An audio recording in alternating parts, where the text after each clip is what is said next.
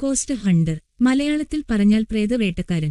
അതായിരുന്നു Gaurav Tiwari. Commercial pilot എന്ന മോഹിപ്പിക്കുന്ന ജോലി ഉപേക്ഷിച്ച് പാരനോർമൽ ഇൻവെസ്റ്റിഗേറ്റർ ആയ ഗൗരവിന്റെ ജീവനെടുത്തത് തന്നെ പിന്തുടരുന്നുവെന്ന് പറഞ്ഞ ആ ദൃശ്യശക്തിയോ?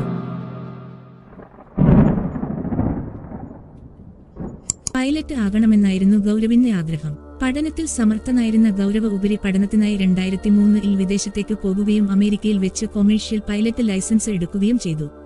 തുടർന്ന് ഇഷ്ട ജോലിയിൽ പ്രവേശിച്ചെങ്കിലും അധിക നാൾ നീണ്ടുനിന്നില്ല. പ്രേതബാധയുണ്ടെന്ന് പറയപ്പെടുന്ന ഒരു വീട്ടിലേക്ക് ഗൗരവ് താമസം മാറുകയും പിന്നീട് തന്റെ ജോലി ഉപേക്ഷിക്കുകയും ചെയ്തു.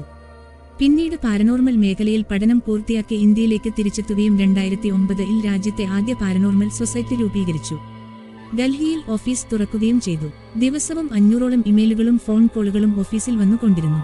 ഇതിൽ യുക്തിക്ക് നിരക്കുന്ന പരാതികൾ തിരഞ്ഞെടുത്ത് ഗൗരവും സംഘവും ഇൻവെസ്റ്റിഗേഷൻ നടത്തി. ഇന്ത്യയിലും വിദേശത്തുമായി പ്രേതബാധയുണ്ടെന്ന് പറയപ്പെടുന്ന 6000ഓളം സ്ഥലങ്ങൾ ഗൗരവ് സന്ദർശിച്ചു. 2016 ജൂലൈ 7-ന് ഡൽഹിയിലെ സ്വന്തം ഫ്ളാറ്റിനുള്ളിലെ കുളിമുറിയിൽ ഗൗരവിനെ മരിച്ച നിലയിൽ കണ്ടെത്തിയത്. മരണത്തിന് ഏതാനും മാസങ്ങൾക്കു മുൻപായിരുന്നു ഗൗരവിന്റെ വിവാഹം. ഭാര്യയ്ക്കും മാതാപിതാക്കൾക്കുമൊപ്പമാണ് ഗൗരവ് താമസിച്ചിരുന്നത്. കുളിമുറിയിൽ നിന്നും അസാധാരണ ശബ്ദം കേട്ട് ഓടിച്ചെന്നു നോക്കിയപ്പോൾ അബോധാവസ്ഥയിൽ കിടക്കുന്ന ഗൗരവിനെ കാണപ്പെടുകയായിരുന്നു.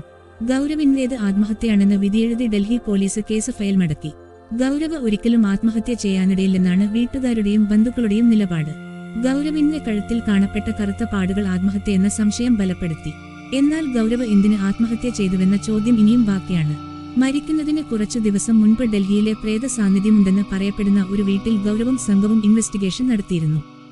ആ വീട്ടിൽ ആത്മാവിന്റെ സാന്നിധ്യം കണ്ടെത്തിയെങ്കിലും അതുമായി ബന്ധപ്പെടാൻ അവർക്ക് സാധിച്ചില്ലെന്നും അതിനുശേഷം ഗൗരവ് അസ്വസ്ഥനായിരുന്നുവെന്നും സുഹൃത്തുക്കൾ പറയുകയുണ്ടായി.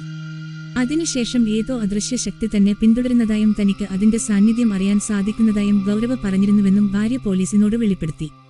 ഗൗരവിന്റെ മരണശേഷം അദ്ദേഹത്തിന്റെ ജീവിതം സിനിമകൾക്കും പുസ്തകത്തിനുമൊക്കെ പ്രമേയമായി. സാധാരണ ജീവിതത്തിൽ നിന്നും അതിസാഹസികത ഇഷ്ടപ്പെട്ടിരുന്ന ഗൗരവ് മരണപ്പെട്ടത് എങ്ങനെ?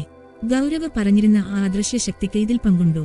ഗൗരവ് മരണപ്പെട്ട് 10 വർഷങ്ങൾ കഴിഞ്ഞിട്ടും ദുരൂഹയോടെ ഈ ചോദ്യങ്ങൾ അവശേഷിക്കുന്നു. നിങ്ങളുടെ വിലപ്പെട്ട അഭിപ്രായങ്ങൾ കമന്റിലൂടെ രേഖപ്പെടുത്തുക. കൂടുതൽ വീഡിയോകൾക്കായി ഈ ചാനൽ സബ്സ്ക്രൈബ് ചെയ്യുക.